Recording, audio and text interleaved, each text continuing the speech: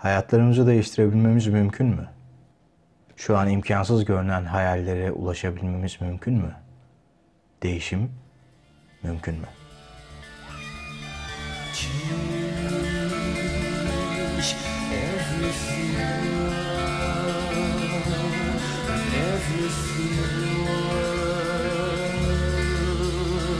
Muse, Change Everything You Are diye başlıyor Butterflies and Hurricanes isimli şarkısına.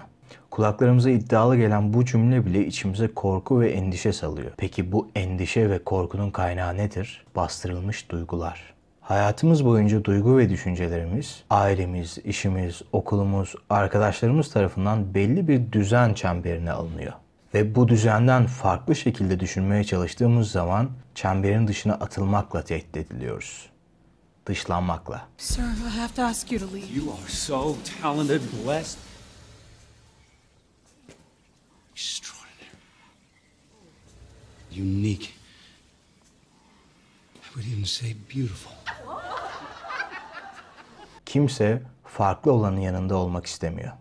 Çünkü onların sahip olduğu sürü psikolojisi farklının zayıf olduğu kanısında. Kimse yeni bir şey yapmak istemiyor, korkuyor. Bu korku bir süre sonra içimize işliyor ve farkında bile olmadığımız, bizi geriye çeken, fikirlerimizi yaratmamızı engelleyen, en derin mutluluk anlarımızda bile mutsuz hissettiren bir ağırlığa dönüşüyor. İçimizdeki kelebeği öldüren bir ağırlık. Ama yeni, yapıldığı zaman herkes onun hayranı olur. Çünkü yeni değişimdir. Çünkü değişim hem yaşadığımız gezegenin doğasında hem bizim doğamızda var. Sadece yeniyi keşfetmemizin önündeki bu rahatlığı seçen sürüyü, topluluğu ve içimizde yarattıkları korkuyu arındırmamız gerekiyor. Bunun için ilk aklımıza gelen şey dünyayı değiştirmek oluyor. Ama bu optimist dileğimiz maalesef ki tek başımıza yapmamızın mümkün olmadığı bir dilek. Ya da düşündüğümüz şekilde değil.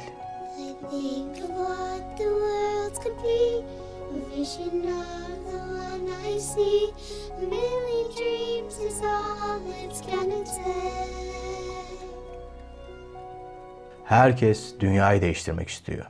Ama hiç kimse kendini değiştirmek istemiyor, diyor Leo Tolstoy. Tıpkı onun dediği gibi ilk önce dünyayı değiştirmeyi düşünüyoruz. Çünkü ancak bu şekilde kendimizi değiştirebilip hayallerimize ulaşabileceğimizi düşünüyoruz. Ama dünyayı değiştirmenin imkansız gerçekliğiyle karşı karşıya kaldığımızda hayallerimizin de imkansız olduğunu varsayıp vazgeçiyoruz. Ama aslında fark etmediğimiz küçük bir şey var. Hayal edebiliyorsan gerçekleştirebilirsin. Bunu ben değil, Walt Disney diyor. Çünkü eğer bir fikir kıvılcımı varsa ne kadar zayıf olursa olsun gerçekleşme ihtimali de vardır. Ve o kıvılcımı kanatlarının yarattığı rüzgarlarla beslemen gerekiyor. İşte o zaman o kıvılcım görkemli bir aleve dönüşebilir. Dünyadaki her kıtayı, her coğrafyayı dolaşabilme hayali. Dünyanın en ünlü opera salonlarında konser verebilecek bir cellist olma hayali. Bilim dünyasını kasıp kavuracak icatlar yapma hayali. NASA'da uzay araştırmaları yapıp evreni anlama hayali. Ya da kötülerin karşısında olup iyilerin yanında olma hayali. Bunların hiçbiri imkansız değil. Çünkü bunları düşünebiliyorsun. Çünkü o kıvılcım senin içinde.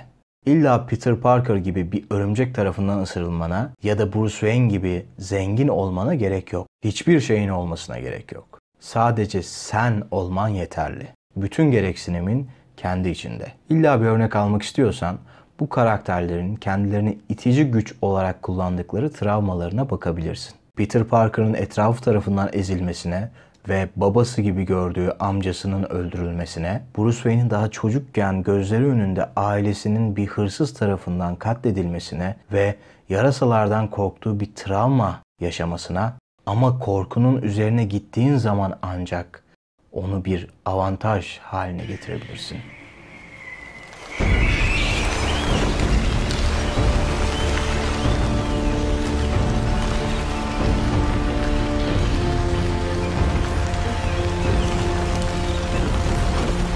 Peter Parker'ı Spider-Man yapan örümcek değil, ailesine ve iyiliğe duyduğu sevgidir. Bruce Wayne'i Batman yapan serveti değil, yaşadığı kayıpların, yaşadığı travmaların Gotham'ın iyiliği için kullanılmasını öğrenmesidir ve değişimi içinde sürekli hissetmesidir. Değişmeyen tek şey değişimdir, diyor Heraklitus. İşte bu yüzden değişime bir an önce başla. Korkmayı bırak, kaybedeceklerini düşünme. Bu senin son değişimin olmayacak. Hayalin neyse otur ve kendine bir yol haritası çiz. Bunu sadece kafanın içinde bırakma, kağıda geçir, somutlaştır. Hatta bunu yaparken dikkatini dağıtabilecek her şeyden uzak dur. Telefon, bilgisayar, tablet, televizyon. Daha iyi konsantre olabileceksen ışıkları bile kapatabilirsin. Hangi yöntemi kullanırsan kullan, odaklanabileceğin en iyi metodu yine en iyi sen bilirsin. İçindeki kanatların ne denli büyük bir rüzgar yaratabileceğini bildiğin gibi. Çevrendekilerin yarattığı çemberi kırman gerekiyor. İçindeki endişeyi ve korkuyu sonlandırman gerekiyor. Hayallerini hayatın yapabileceğini bilmen gerekiyor. En romantik deyişle dünya senden bağımsız dönüyor. Zaman senin iraden dışında tükeniyor. Peki bu kurulu düzen her neyse ona ayak uydurman ve hayallerini yaşayamadan hayatını tüketmen anlamına mı geliyor? Yoksa içindeki kelebeğin kanatlarındaki rüzgarı kullanarak kıvılcımı harlaman gerektiği anlamına mı geliyor?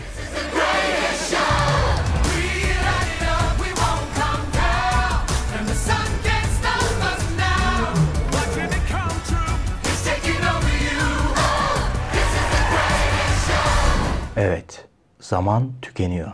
Ama Muse'un da dediği gibi senin zamanın geldi. Müzik dünyayı değiştirebilir. Çünkü insanı değiştirebilir. Şimdi bu küçük şarkıyı dinleyerek başla değişime.